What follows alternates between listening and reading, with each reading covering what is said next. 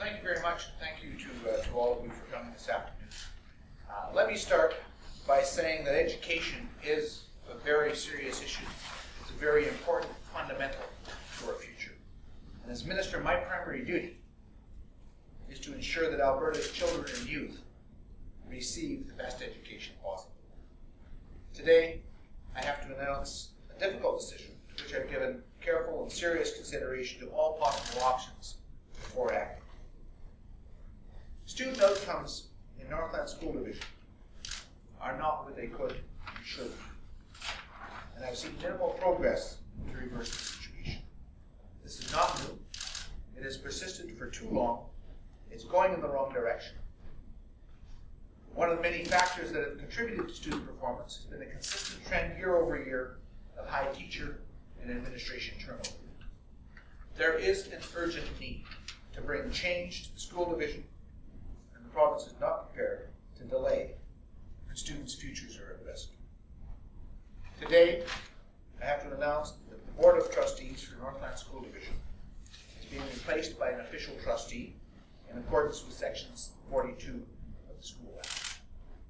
Dr. Colin Kelly has been appointed as official trustee and will have all the powers of an elected Board of Trustee in operating the school. Effective immediately, the 23-member Board of Trustees for Northland School Divisions will cease to hold office, although each trustee will remain as the chair of his or her local school board committee. The Northland School Division has a unique structure where they elect the school committees in each of the 23 communities, and then those school committees elect their chair, and that chair becomes the trustee on the Board of Northland's Division. It's the Board of Northland's Division that's being set aside for the appointment of the official trustee. The individual community school committees that have been elected remain in place with all of their members, including the chair that formerly served on the corporate board. Dr. Kelly was chosen for this role because of his extensive experience as an educator in northern communities and his collaborative approach to finding solutions to complex issues. Along with the official trustee, I have also appointed an inquiry team to review student achievement and governance issues, as well as financial and administrative issues and decisions made by the school division. The appointment of an official trustee and an inquiry of the school division are required to ensure positive changes occur for students now and into the future. As I've said, it's not an easy decision. Anytime a minister must intervene with the actions of a locally elected school board, it can be done only as a last resort, and always with the best interests of the public and the students in mind. This is not about the individual members of the boards. As I say, they remain as members of their local school committee as they were elected to, and they remain as chair of those committees. It's not about, it's not a reflection on the board members or any of them. The reasons for this action are very clear.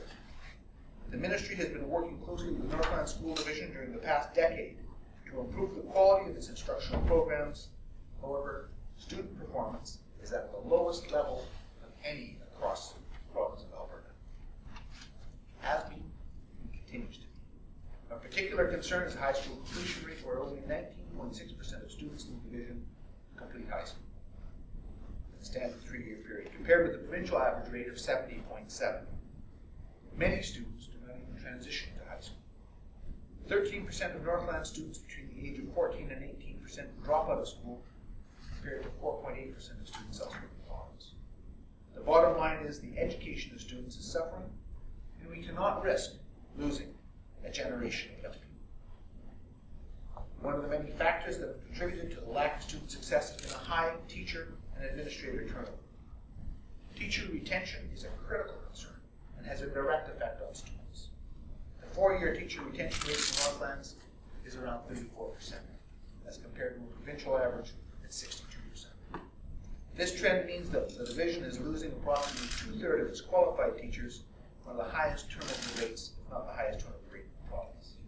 Now, with 23 principals, 14 this year are brand new to the division. That is to say, the provincial retention rate for Northlands last year was less than 50%. The The province has made a significant investment in capital improvements for Northlands. Northlands has received approximately $56.4 million in funding for capital projects over the last 10 years, including funding for 5 new schools. One of these schools, in Peavine, built at a cost of $12.5 million, was completed in April of last year and still remains empty. It distresses me. Actually, it angers me that students are being sent to school outside their community while others continue to attend classes in the old school building, which was being replaced because of health and safety concerns, because the school board and the Métis settlement cannot get their act together and agree on the ownership and the operation of the school. The board's responsibility was to secure access to the land on which the school was built, either through lease or through title, to allow students and staff to access the school. I do understand this also involves the Métis Settlement Council as well, but the situation is unacceptable. It should never have been allowed to reach this stage. There will be concerns about respect for local government, and I've got to make it very clear that I have a high degree of respect for local governance, for elected school boards, and for the role that school boards play in their community and in bringing the community into the education process.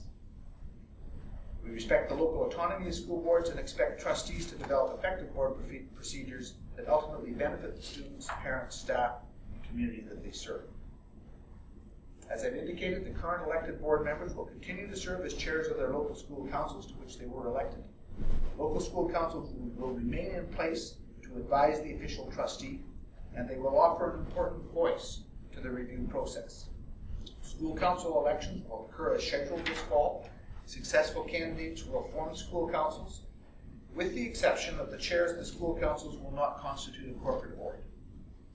I'm disappointed at having to enforce this section of the School Act, but as I said, as minister, I must do, it's my obligation to do everything that I can to ensure that education is first and foremost priority, that our children are first and foremost priority, and the education system is not adversely affected. This action is not a rejection of local governance of education, nor is it a sign that government will be eliminating school boards.